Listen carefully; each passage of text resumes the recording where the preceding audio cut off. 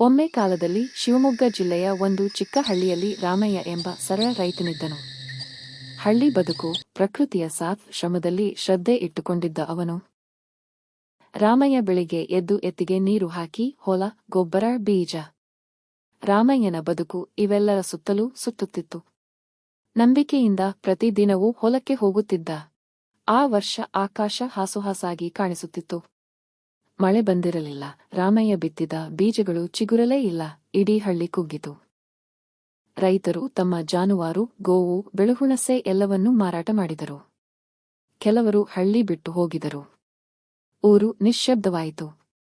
ಆದರೆ ರಾಮಯ್ಯ ಮಾತ್ರ ಪ್ರತಿದಿನವೂ ಹೊಲಕ್ಕೆ ಹೋಗುತ್ತಿದ್ದ. ಅವನು ಬೀಜಗಳತ್ತ ಮಾತನಾಡುತ್ತಿದ್ದ. ನೀವು ಬೆಳೆಯಲೇಬೇಕು.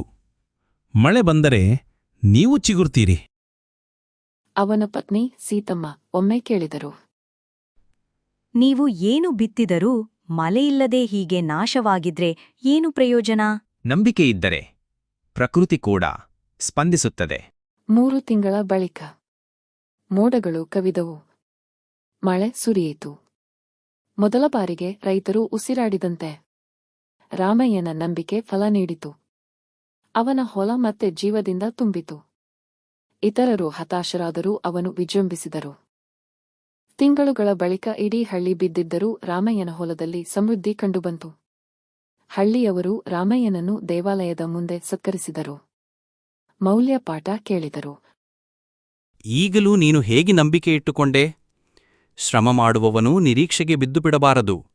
ನಂಬಿಕೆಯ ಜೊತೆಗೆ ಶ್ರಮವಿದ್ದರೆ ಫಲ ನಿಶ್ಚಿತ. ನಂಬಿಕೆ ಮತ್ತು ಶ್ರಮ ಎಂದಿಗೂ ವ್ಯರ್ಥವಾಗದು. ಸಂಕಷ್ಟದ ಹೊತ್ತಿನಲ್ಲಿ ಸಹ ಧೈರ್ಯವಿಟ್ಟು ನಂಬಿಕೆಯಿಂದ ಮುಂದೆ ಹೋಗಿ ಯಶಸ್ಸು ನಿಶ್ಚಿತ.